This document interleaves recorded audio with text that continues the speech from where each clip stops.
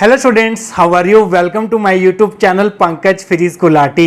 Students, आपको इस channel पर ना केवल graduation and post graduation physics के टॉपिक्स की सबसे आसान एक्सप्लेनेशन देखने को मिलती है, बल्कि आपको साथ के साथ ये भी बताया जाता है कि आपको एग्ज़ाम में क्या और कैसे लिख के आना है, ताकि आप सिर्फ एक वीडियो देख के ही अपने नोट्स बना सकें और एग्ज़ाम्स में बहुत अच्छे मार्क्स ला सकें।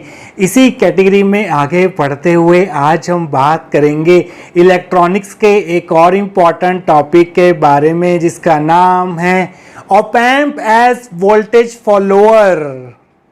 देखिए students, op amp as voltage follower op amp की एक प्रकार की एप्लीकेशन ही है। तो अगर आप op amp as voltage follower को अच्छे से समझना चाहते हैं तो आपको नॉन इन्वर्टिंग ऑप एम्प के बारे में पूरी जानकारी होनी चाहिए।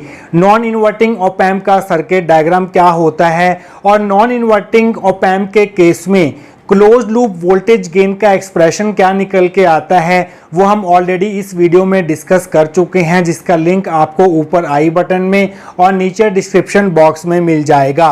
देखिए students, non inverting op amp का सर्किट डायग्राम जो है वो कुछ इस प्रकार से होता है। यहाँ पर हम इनपुट सिग्नल Vs जो है वो non inverting terminal of op amp में देते हैं, जबकि इन्वर्टिंग टर्मिनल जो होता है ऑप एम्प का वो ग्राउंडेड होता है थ्रू इनपुट रेजिस्टेंस R1, और यहाँ पर फीडबैक प्रोवाइड की जाती है थ्रू फीडबैक रजिस्टर RF, और इस फीडबैक रजिस्टर RF को हम कनेक्ट करते हैं between output terminal and inverting terminal of op amp के बीच में।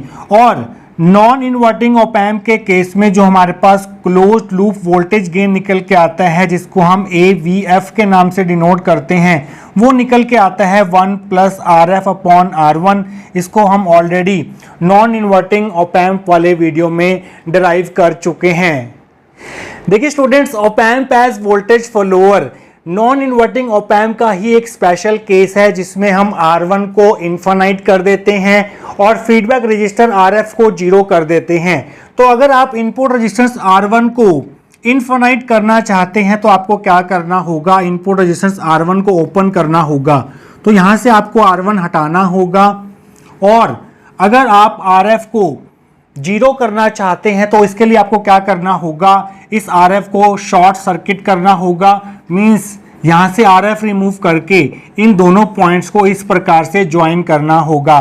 तो जो रिजल्टिंग सर्किट डायग्राम होगा ये होगा आपके पास op amp as voltage follower. Op amp as voltage follower, इसमें हमने क्या किया है, जो हमारा नॉन इन्वर्टिंग ऑप एम्प था उसमें हमने R1 को इन्फानाइट कर दिया है, RF को 0 कर दिया है। तो अगर आप RF को 0 कर देंगे, R1 को इन्फानाइट कर देंगे, तो यहाँ से क्या मिलेगा आपको, 0 अपॉन इन्फिनिटी क्या होगा, 1 प्लस 0 1 हो जाएगा। तो op amp as voltage follower के केस में जो क्लोज लूप वोल्टेज गेन होता है वो यूनिटी होता है, और आप जानते हैं कि वोल्टेज गेन का फॉर्मूला क्या होता है। वोल्टेज गेन का फॉर्मूला होता है हमारे पास output voltage divided by input voltage Vs। तो अगर ये इक्वल टू 1 है तो यहाँ से V0 क्या आ जाएगा, Vs के बराबर आ जाएगा। बहुत ही इंपॉर्टेंट पॉइंट है ये। मीन्स वोल्टेज फॉलोअर के केस में जो आउटपुट वोल्टेज होती है वो इनपुट वोल्टेज Vs के बराबर होती है।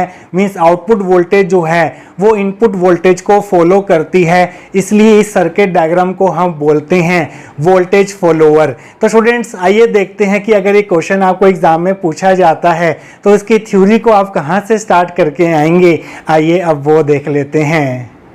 तो फर्स्ट पॉइंट में आप लिखेंगे, in voltage follower output voltage is equal to the input voltage, that is output voltage follows the input voltage. Voltage follower एक ऐसा सर्किट होता है जिसमें हमारी आउटपुट वोल्टेज V0 जो है वो एग्जैक्टली इनपुट वोल्टेज Vs के बराबर होती है। मीन्स आउटपुट वोल्टेज जो है वो इनपुट वोल्टेज को फॉलो करती है, इसलिए इस सर्किट को हम बोलते हैं voltage follower. It is a special case of non-inverting op amp in which R1 equal to infinite and RF equal to 0। ये सर्किट डायग्राम जो है वो हम नॉन इन्वर्टिंग ऑप एम्प के सर्किट डायग्राम को मॉडिफाई करके ही ऑब्टेन करते हैं।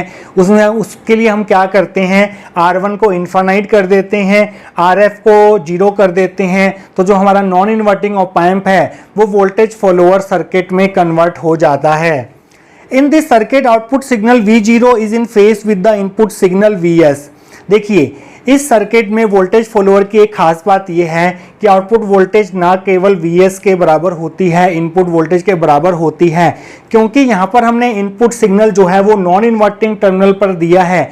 मीन्स जो हमें आउटपुट सिग्नल मिलेगा वो बिल्कुल सेम फेस में होगा, जो कि फेस होगा हमारा इनपुट सिग्नल का। मीन्स यहाँ पर आप इनपुट सिग्नल ड्रॉ कर सकते हैं। इसको मैं यहाँ से रब कर देता हूँ। इनपुट सिग्नल आपको यहाँ पर ड्रॉ करना होगा।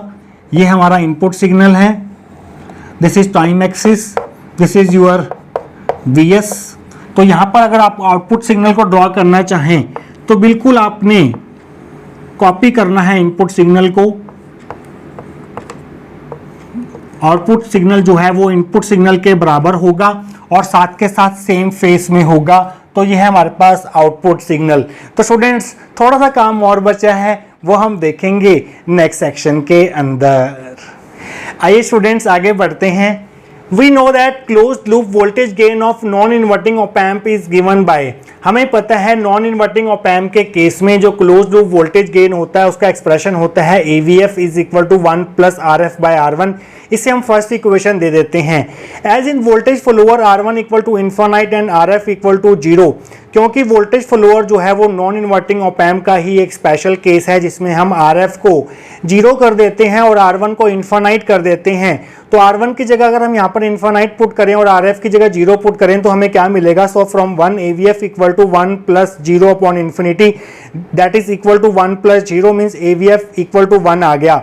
मीन्स बहुत ही इंपॉर्टेंट रिजल्ट है ये कि वोल्टेज फॉलोअर का जो क्लोज्ड लूप वोल्टेज गेन होता है वो यूनिटी होता है। मीन्स यहाँ पर आपको किसी भी प्रकार की एम्प्लीफिकेशन नहीं देखने को मिलेगी। जैसा आपका इनपुट सिग्नल होगा बिल्कुल एग्जैक्टली आपका आउटपुट सिग्नल भी वैसा ही रहने वाला है। क्लोज लूप वोल्टेज गेन का जो बेसिक फॉर्मूला होता है वो होता है हमारे पास output voltage by input voltage Vs equal to 1 आ गया ये, तो V0 इक्वल टू Vs आ गया। तो आप यहाँ पर लाइन लिखेंगे from equation 2 it is clear that voltage follower does not provide any amplification, क्योंकि इसका close loop voltage gain unity आ रहा है। तो यहाँ पर आपको किसी भी प्रकार की एम्प्लीफिकेशन जो है वो नहीं देखने को मिलेगी। एम्प्लीफिकेशन कब देखने को मिलती है? जब आपका क्लोज लूप वोल्टेज गेन जो है वो मोर देन 1 निकल के आता है। तो स्टूडेंट्स थोड़ा सा काम और बचा है, वो हम देखेंगे last section of this topic के अंदर। तो स्टूडेंट्स लास्ट सेक्शन में हमने देखा था कि वोल्टेज फॉलोअर के केस में जो क्लोज लूप वोल्टेज गेन निकल के आया था वो 1 निकल के आया था। इसलिए वोल्टेज फॉलोअर को हम यूनिटी गेन एम्पलीफायर के नाम से भी जानते हैं। एक नाम और है इसका, आइए वो भी देखते हैं। Voltage follower is also known as unity gain amplifier. तो वोल्टेज फॉलोअर को हम यूनिटी गेन एम्पलीफायर बोलते हैं और आइसोलेशन एम्पलीफायर भी बोला जाता है इसको। एप्लीकेशन, क्योंकि वोल्टेज फॉलोअर का जो इनपुट रेजिस्टेंस होता है R1 वो इन्फानाइट होता है और जो आउटपुट रजिस्टर होता है जिसको हम फीडबैक रजिस्टर बोलते हैं वो 0 होता है। मीन्स बहुत ज़्यादा इनपुट रेजिस्टेंस है और बहुत ही कम आउटपुट रेजिस्टेंस है। इसलिए वोल्टेज फॉलोअर सर्किट को हम इम्पीडेंस मैचिंग डिवाइस के रूप में भी इस्तेमाल कर सकते हैं। तो इसके एप्लीकेशन में आप लिखेंगे as voltage follower has high input impedance and low output impedance. High input impedance है और लो आउटपुट इम्पीडेंस है, so it can be used as impedance matching device. तो इम्पीडेंस मैचिंग के लिए ये बहुत ही अच्छा सर्किट माना जाता है। तो स्टूडेंट्स आई होप आपको आज का टॉपिक जो है वो अच्छे से क्लियर हुआ होगा। मिलेंगे किसी और इंपॉर्टेंट टॉपिक ऑफ इलेक्ट्रॉनिक्स के साथ। Till then take care.